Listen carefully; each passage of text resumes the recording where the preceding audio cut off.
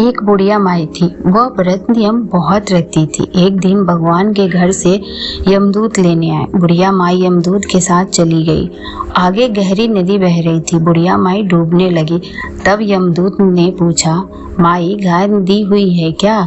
बुढ़िया माई ने मन में गाय माता का ध्यान किया तो गाय माता उपस्थित हो गई। गाय की पूंछ पकड़कर बुढ़िया माई ने नदी पार कर लिया। आगे गई तो काले कुत्ते खाने दौड़े। तब यमदूत ने पूछा, कुत्ते को रोटी दी है क्या? बुढ़िया माई ने मन में कुत्ते का ध्यान किया तो कुत्ते चले गए। आगे चली तो कौवे बुढ़िया माई को चोंच मारने लगे। तब यमदूत ने कहा, ब्राह्मण की बेटी को सिर में तेल लगाने को दिया है या नहीं?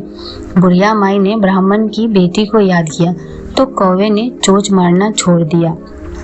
आगे गई तो पैरों में कांटा चुभने लगे। यमदूत ने कहा, चप्पल दान किया है क्या? बुढ़िया माई ने याद किया तो चप्पल पैरों में आ गई। आगे चली तो चित्रगुप्त जी ने यमदूत से पूछा, आप किसको ले आए हो? यमदूत ने कहा, बुढ़िया माई ने बहुत दान पुण्य किए हैं लेकिन धर्मराज जी का कुछ नहीं किया, इसीलिए आगे के द्वार बंद है। तब बुढ़िया माई ने विनती की कि मुझे 7 दिनों के लिए धरती पर जाने दो। मैं इन 7 दिनों में धर्मराज की कहानी सुनकर उद्यापन कर वापस आ जाऊंगी। धर्मराज जी ने उसके प्राण लौटा दिए। धरती पर बुढ़िया माई के शरीर में जान वापस आ गई। सभी लोग बुढ़िया माई को जीवित देखकर भूतनी भूतनी चिल्लाकर भाग खड़े हुए। बुढ़िया माई अपने घर आई। बड़े बेटे बहू से कहा, मैं भूतनी नहीं हूँ, मैं तो धर्मराज के कहे अनुसार वापस आई हूँ। मैं प्रत्येक दिन धर्मराज की कहानी सुनकर उसका उद्यापन करके वापस परलोक चली जाऊंगी। यह सुनकर बेटे बहू ने पूजा की सभी सामग्री ला दी, लेकिन कहानी के समय हुकारा नहीं भरा। तब बुढ़िया माई पड़ोसन के पास गई। पड़ोसन ने कहानी सुनी और हुकारा भी भरा। बुढ़िया माई ने 7 दिनों के पश्चात उद्यापन कर दान किया। 7वें दिन धर्मराज ने बुढ़िया माई के लिए स्वर्ग से विमान भेजा। विमान देखकर सभी गांव वाले ने स्वर्ग जाने के लिए कहा।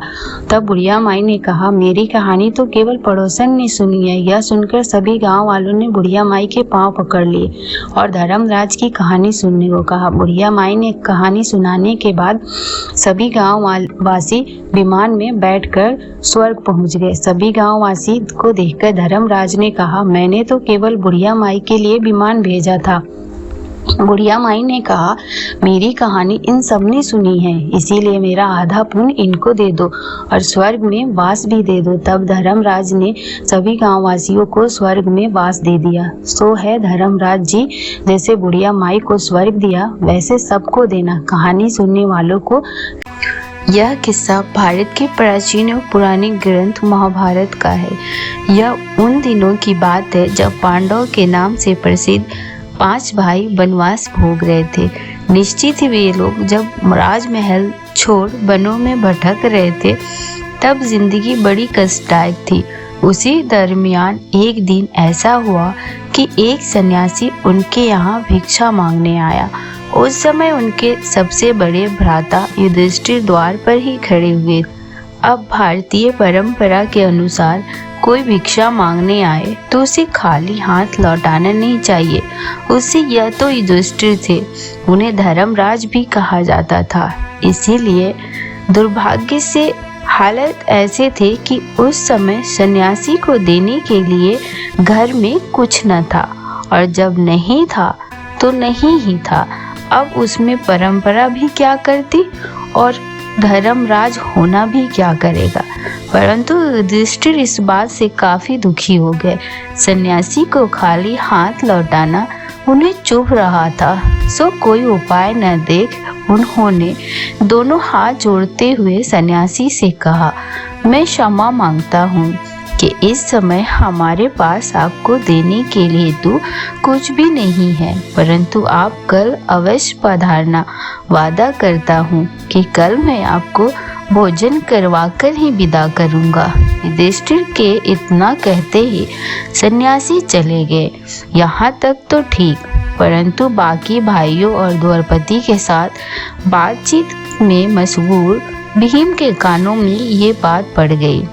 बात सुनते ही जाने क्या हुआ कि वह भीतर से एक नगाड़ा लेकर बाहर आ गया और बाहर आते ही जोर जोर से नगाड़ा बजाने लगा।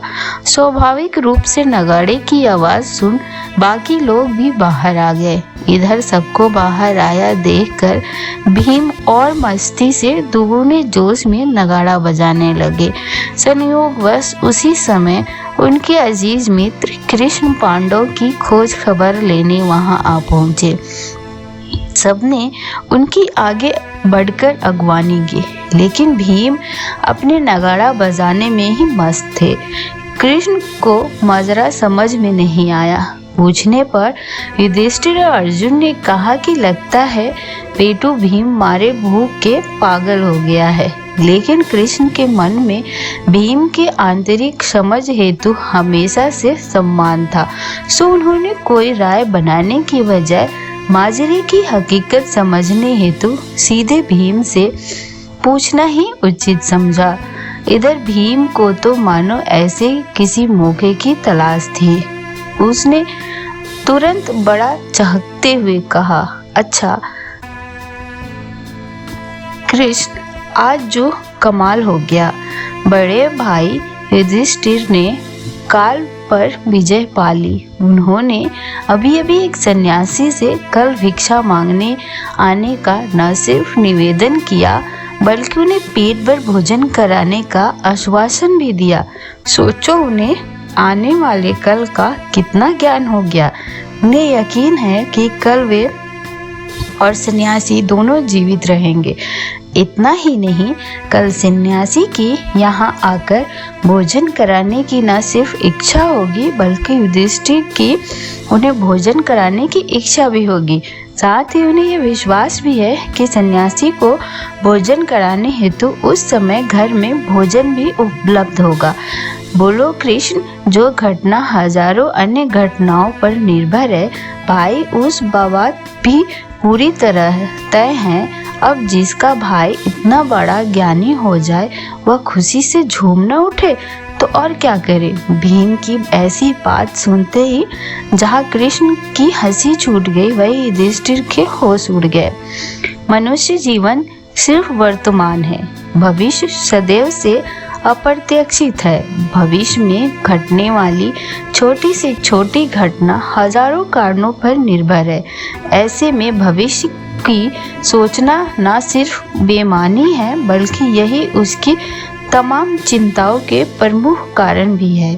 मनुष्य वर्तमान में जीना सीख जाए, भविष्य की बात से कम सोचे तो ही वह मस्ती से जी सकता है और चिंता मुक्त होकर मस्ती से जीवन गुजारना ही मनुष्य जीवन का एकमात्र उद्देश्य है। सोचो यह कि युधिष्ठिर द्वारा भविष्य का एक छोटा सा वादा किए जाने पर भीम ने इतने नगाड़े बजाए, तो हमारी और आपकी भविष्य की इतनी लंबी उड़ान और धर्म गुरुओं एवं शास्त्रों की स्वर्ग नरक की बातें सुनकर भीम कितने नगाड़े बजाते।